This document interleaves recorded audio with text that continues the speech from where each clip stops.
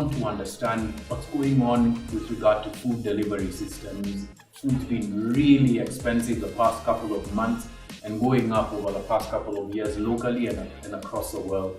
And someone who understands this quite well is our guest today. Our guest is Peter Njonjo. He's a co-founder and CEO of Twiga Foods.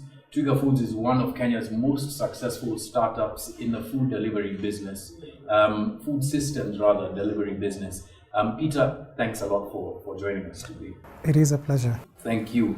We had our guest, a guest on here who was highly complimentary of you.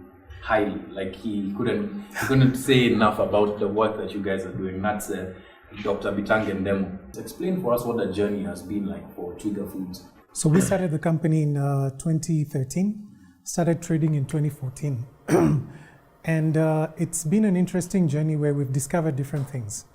The first thing was when we set up, we saw ourselves as providing a platform for smallholder farmers to access the domestic market. Over the years, what we then realized is that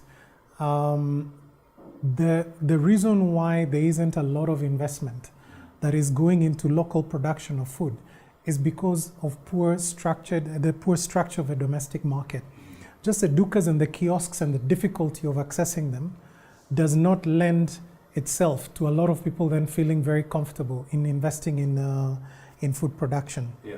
So over the years, we've now backward integrated and ensured that now we're able to provide an end-to-end solution around food for the value chains that we felt were most broken. And for some where we felt that we can continue working with smallholder farmers, we've continued to do that. So the way we see ourselves, we're the back office for informal retail. We want to ensure that informal retailers can get anything that they need to sell in their shops. And we then figure out what we need to do to streamline the supply chain to supply them, including farming. We have now just commissioned our first farm. So 650 hectares, fully irrigated in Taveta, fully irrigated. And the thing is that just because of the intensity of the farming that we have there, by October we'll be supplying about 30% of Nairobi's onions and about 5% of Kenya's production in tomatoes. So then you are essentially moving the cheese away from farmers in Loitoktok on the other side of the border, right? The sad reality is that we become a net importer of basic food. So if you look at most of our tomatoes in Nairobi right now, they're actually coming from Tanzania. Tanzania has opened itself up to large-scale commercial farmers. So there's a lot of large-scale commercial farmers, some of them from South Africa, that have started doing this farming at scale. And what we're seeing is more and more, a lot of food now is coming from Tanzania and outcompeting some of the local production that we had in the market.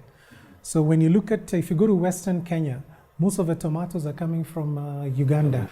So net, our agricultural system is under significant pressure from importation from our neighbors. And soon you will start seeing that unless we fix the efficiency and productivity of our farming here, it would even be viable to import food from farther afield. Today, if you look at most of the garlic that is being consumed in Nairobi, it's from China. But what frustrates you the most about what you see in terms of the landscape of food delivery systems, food production in this country? No country has developed by having an informal food production system. And I know that there's a room for smallholder farmers, but I think smallholder farmers need to be complemented by commercial farming for the domestic market. Because when you lack that, we cannot be food secure. Every time I fly into Europe, I fly over commercial farms for like 20 to 30 minutes before you land in Paris, before you land in London. So the key thing is that those countries have transitioned into large-scale commercial farming, and that's what has made them food secure. Now, if you look at what's happening in Kenya, a lot of the investment that is going into food production is export-oriented. Today, if you talk to a friend and he tells you that he's doing 100 acres of something, chances are they're exporting. Why is it that they're exporting? They're exporting because the large retailers in Europe or in the Middle East have aggregated demand in those markets and have provided them with a structured access to that market, which means that if you get that purchase order, you can walk to the bank and you can get financing. Now here in Kenya, because everything is being sold in the mama mbogas, which is essentially 80 to 90% of our retail industry, no one is making that investment. So if you look at the productivity of our local value chains, we are like 50, 60 years behind what is happening in the world. But we're very sophisticated when it comes to flowers, to French beans, to all these things. All these things that we export, we're at the cutting edge of farming. The very things that are domestic to us, the very things that we consume every day, we don't grow them. I'm sure you've noticed there's a bunch of people on set here today. I want to introduce them to you. So behind you there, we've got Tracy Bonareri and Nyakerari Omari. They're from our fact-checking team, Piga Firimbi, www.pigafirimbi.online. So we do lots of fact-checking about all sorts of things. And one of the things coming closer and closer to the election that's become a source for quite a bit of debate is food. This is such a sore spot for our election, as it should be. I hope we're going to be looking into some of the things that people have been saying about the cost of food, and as well as the amount of money that people have been spending on food. Yes, we will. All right, great. We'll catch up with you guys later. Also on set here is Mr. Louis Alosa. He's taking a very keen look at you. Hopefully, we'll see what he comes up with at the end. Louis is our resident caricature artist. So we're recording this on the 19th of July. Yesterday, there was a food subsidy of over 100 shillings that was announced on the price of maize. A, is it sustainable? B, is that the way to be able to spur the kind of growth because you're spending less on food, or is this some sort of like false bubble that we are now being inserted in as a country? The reality is that as a country, the areas that grow maize sometimes don't have a competitive advantage in the growing of this maize. So that means that there are other places in the world that can actually grow maize at a much lower cost, at a higher yield than we do, right? So the question that I ask myself is, are we using the land that we have to actually better drive better utility for the farmer? And then if it means import the maize, just import the maize and do it at a low cost. Because at the end of the day, what are we having a competitive advantage on when it comes to the production of food? So for example, if we convert all the maize growing areas, maybe to cassava, the key thing is that you now have an alternative source of starch. Two, you can drive a significant industry, because the key thing is that with starch or with cassava, you can actually have... you can mill it. You can mill it, but you can also get high fructose starch syrup, which means that a lot of the sugar that we import, the refined sugar for manufacturing, we can replace with high fructose starch syrup from the cassava. So the thing is that, so when you look at all those uses, could it be that the farmers will be better off financially by growing that rather than growing maize? And if they can be better off by growing that, why not let them grow that, make more money, and then as a country make a decision that we do not have any competitive advantage in the production of maize, so let's import. Let me give you an example of Tanzania. Tanzania don't consume as much maize as we do. But the thing is that the Tanzanian government, about 10 years ago, they came up with a rice variety they call the Saro 5. That rice variety has a higher starch content, has a higher nutrition content. And the Tanzanian government wanted to actually drive rice as a staple, right? Now, in the last 10 years, Tanzania has moved from being virtually nowhere when it comes to rice production. This year, they might produce about 2.2 million tons of rice. Incredible. Kenya produces everything that we have in Ahero, Mwe, and all that. We only do 150,000 tons. So Tanzania is doing in 10 years, 20 times, close to 20 times the amount of rice that we're doing here. Today, if I look at all the rice, you know, when we had a disruption of importation of food from the Middle East, when we couldn't get rice from India, from Pakistan, from Thailand. Remember all the rice that used to come in? Yeah. We just switched to Tanzania, and Tanzania was able to cater for all our requirements because our importation bill is about 850,000 metric tons. Yeah. So Tanzania could accommodate. That plus feed their local Plus feed their local market. population, yeah. The government comes and says, all of you will grow rice because rice is your competitive advantage. All of you will grow potatoes because potatoes is your competitive advantage. And that's what has happened in Tanzania. And Tanzania today is a country that is not food stressed. What is Kenya's competitive advantage? I think the key thing is that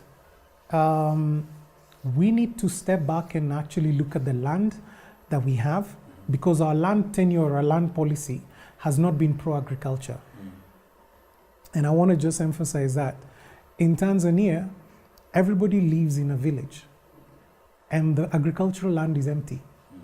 So which means that they've lent themselves to mechanization, to scale. Yeah. And you can see that when you actually go and drive around Tanzania. In our case, we live on the land that we farm, and that land is also our ancestral land, which means our relatives are buried on the same pieces of land. That's what's inherited, and there's a lot of subdivision. Yeah. So the key thing is that the most fertile pieces of land that we have in the country are being replaced by urban settlements. So, and because of that, it kind of starts putting pressure on traditional ways of thinking about farming. Yeah. So the key thing is that now, should we take another look at northern Kenya? There is water available. There is a road network that has been developed. Should we have a hard look at that and actually determine how can we leverage some of those frontier districts? But which would be easier to do? For us to stop promising people that, you're going to be settled here, you're going to be settled there, and tell them rather than do that, we will subsidize subsidize or provide the infrastructure for you to be able to live somewhere and then use the land for its proper use, or then now look at developing a completely virgin area of land. Which to you seems easier to do? Best thing is to look at a virgin piece of land, because solving issues around land tenure in Kenya, it's a very emotive topic. But I think the thing is that when it comes to food production, there's a sense of urgency. So we need to make a few calls quickly as a country to then say, what is it that we need to do to spur investment in local supply chains? That's what we need to really focus on. Because today, we're importing wheat. Why should we be importing wheat as a country? We're importing maize. Why should we be importing maize? We're importing sugar. Why should we be importing sugar? You know, all these are supply chains where if we create the right incentives for folks to actually come in and do the farming here for the domestic market, there's a huge market.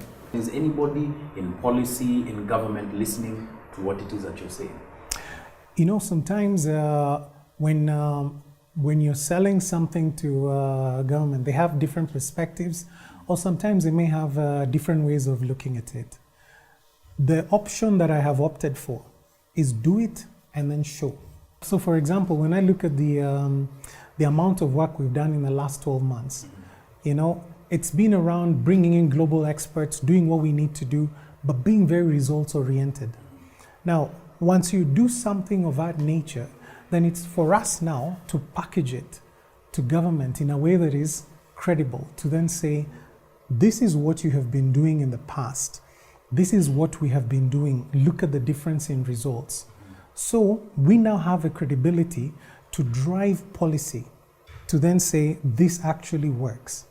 What is your strategy for making sure that those gatekeepers who are actually restricting this kind of progress from taking place aren't in your way anymore? I think the thing is that there has to be a few people in a country who have to be selfless and really drive an agenda forward, no matter what happens.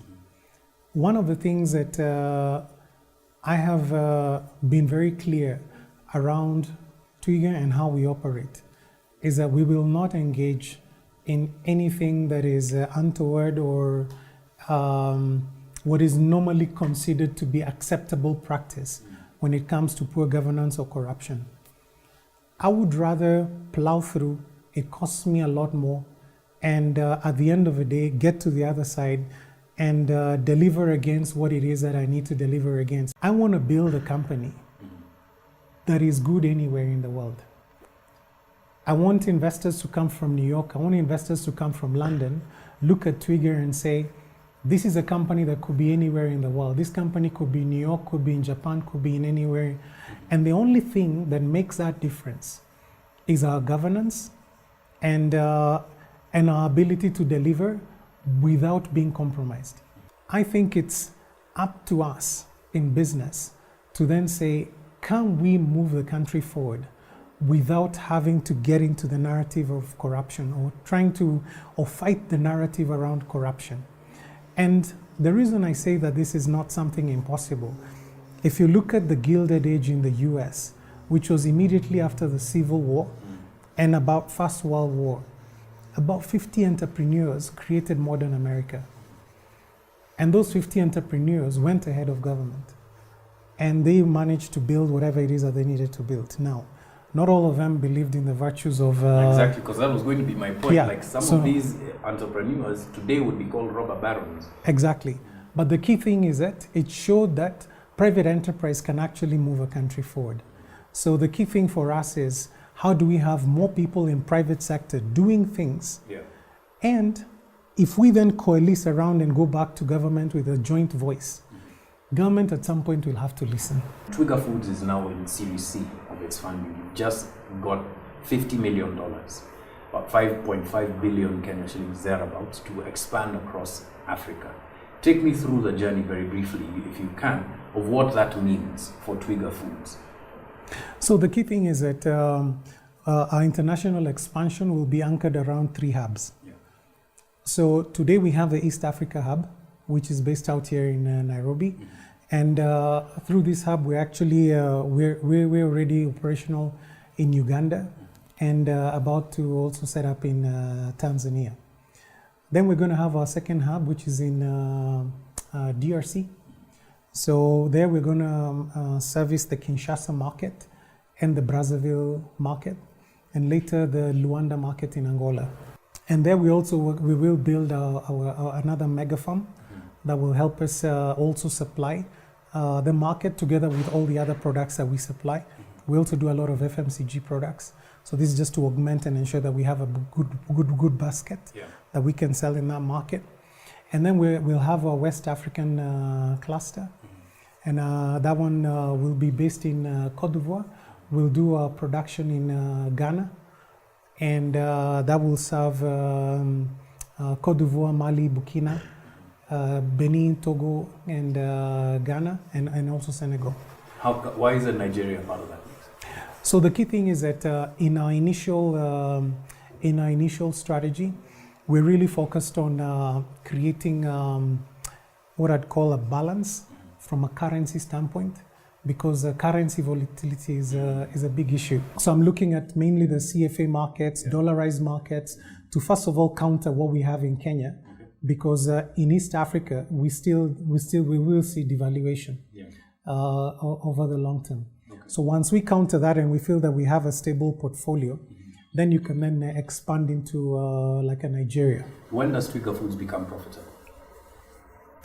In a quarter.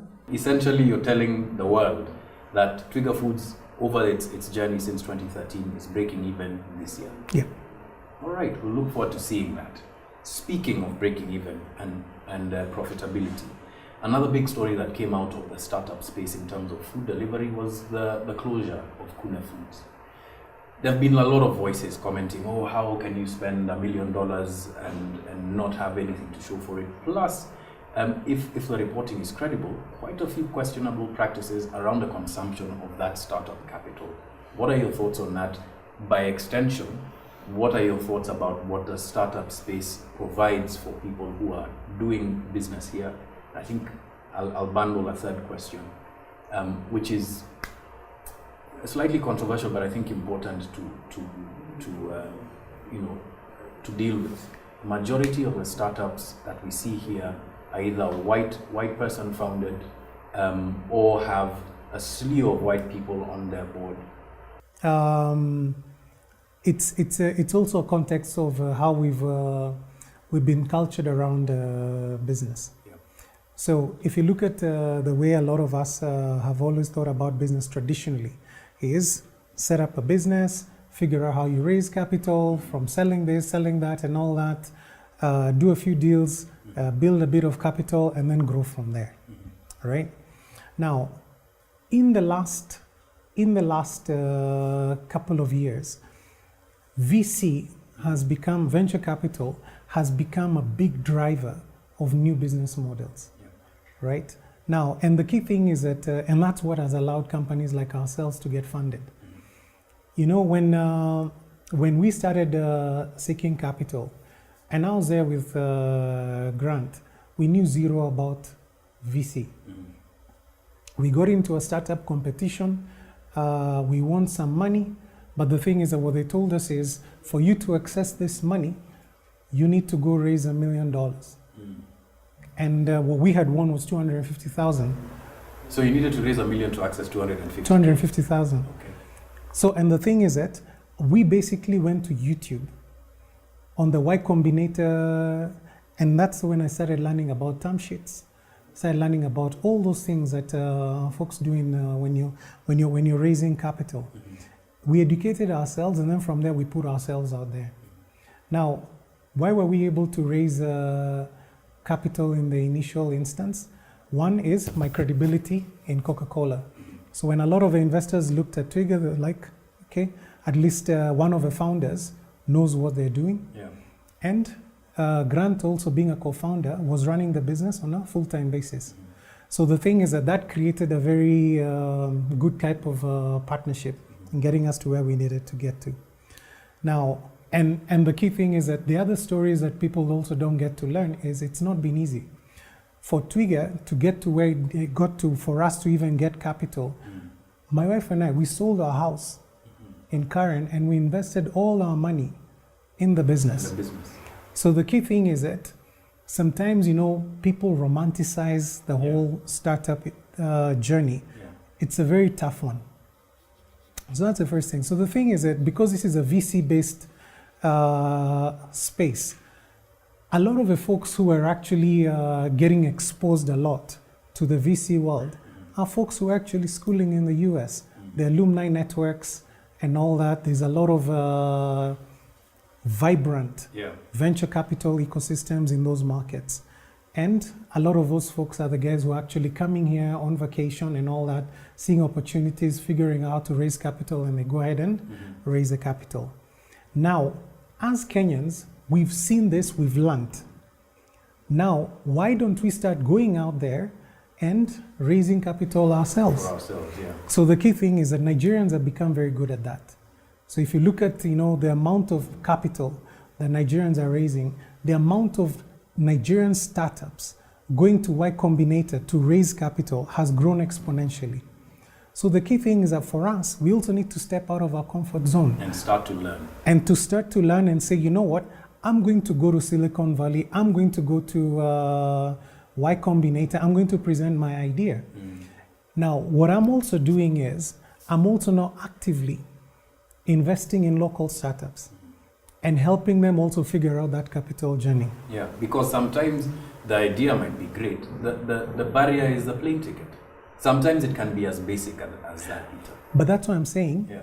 If you're really, really, really passionate about your idea, what are you going to do to invest in that plane ticket?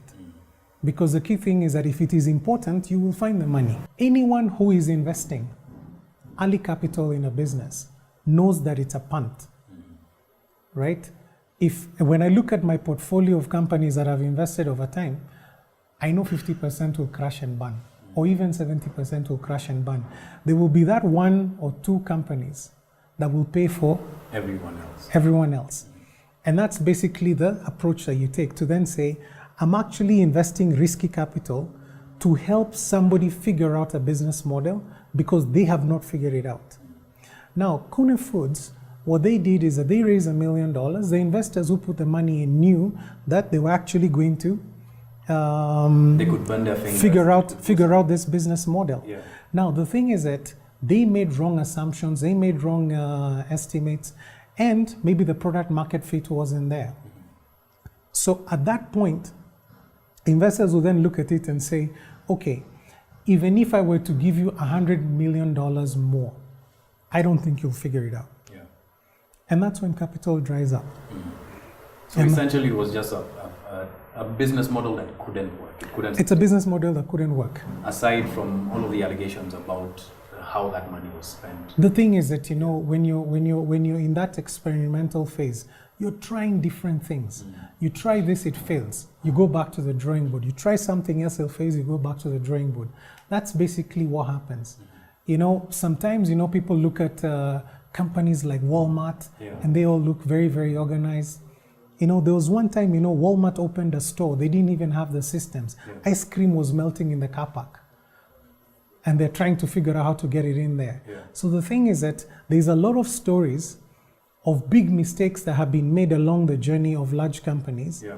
But what happened is that you had entrepreneurs who were very, very tenacious, who were able to figure out how to solve those problems, and they managed to solve them. It sounds like you've moved from, food delivery to almost like the everything store for all things food, where you're building value chains, you're also providing different solutions.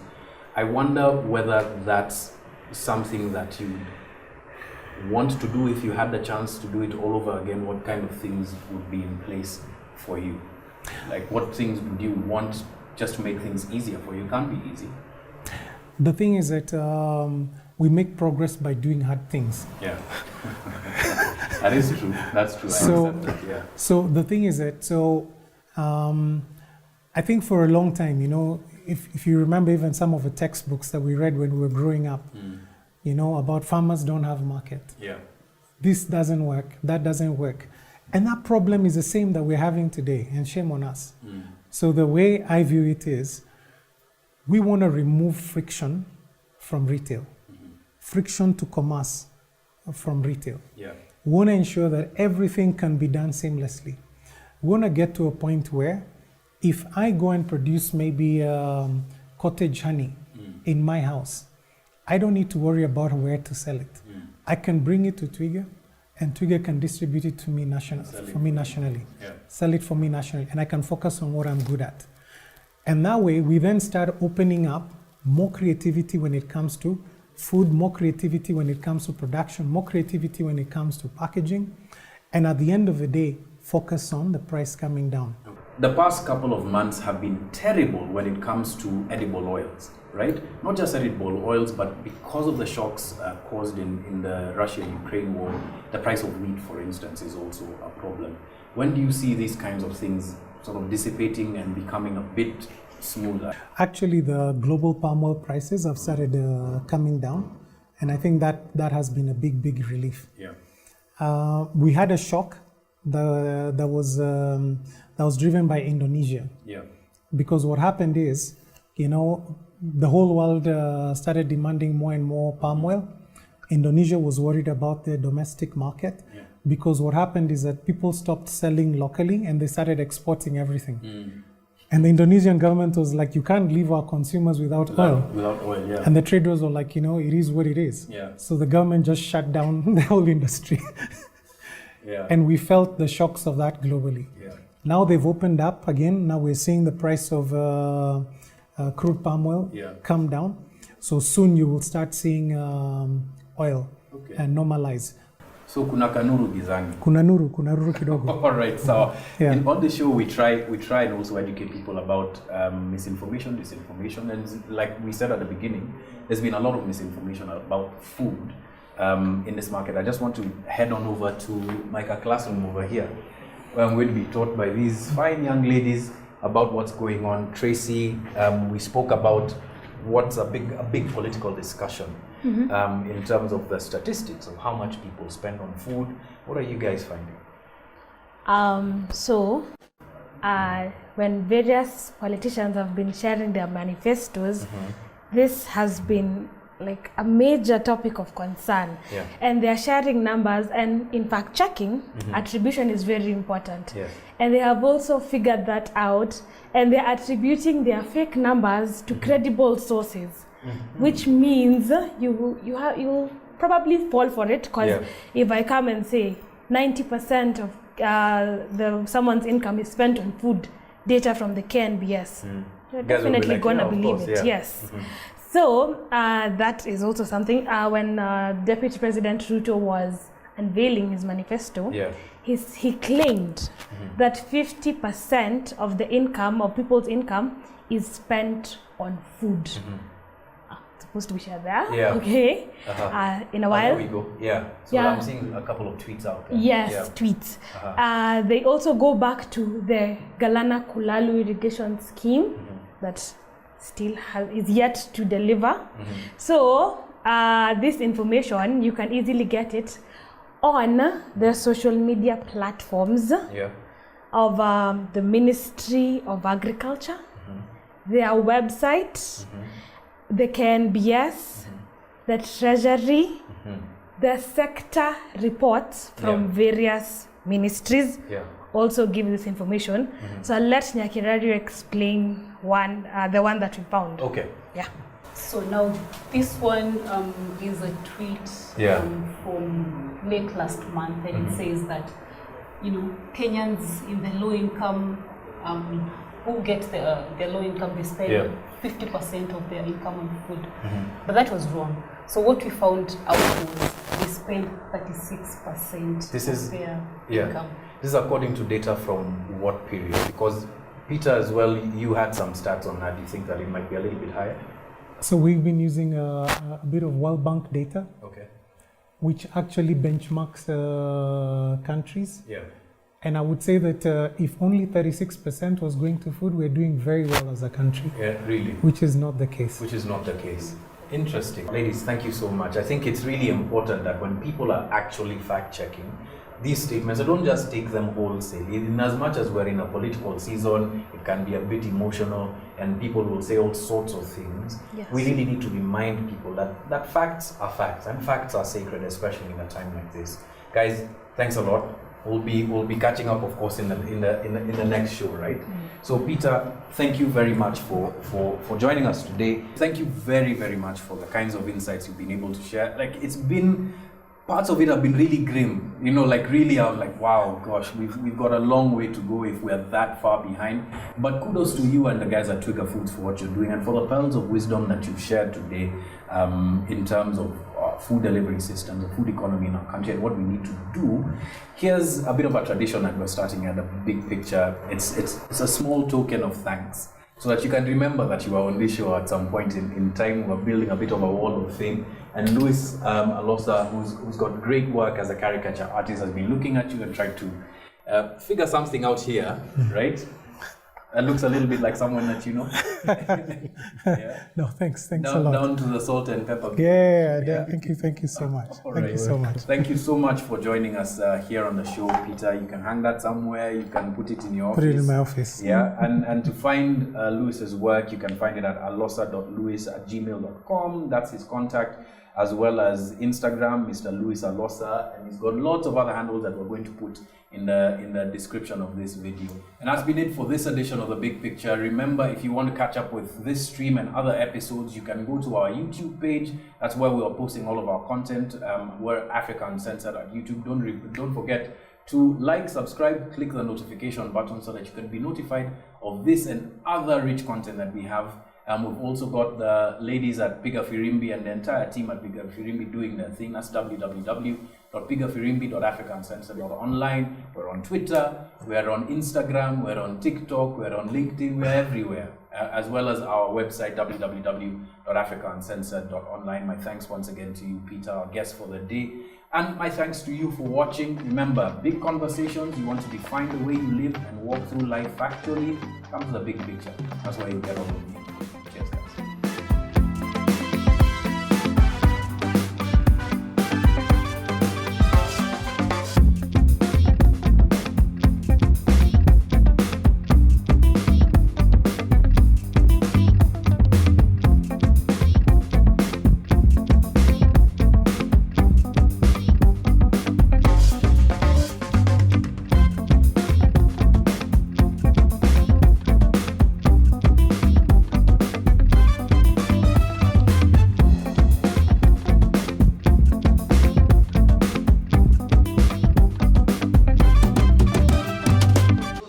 1, 2, 3. Go something. It's all good.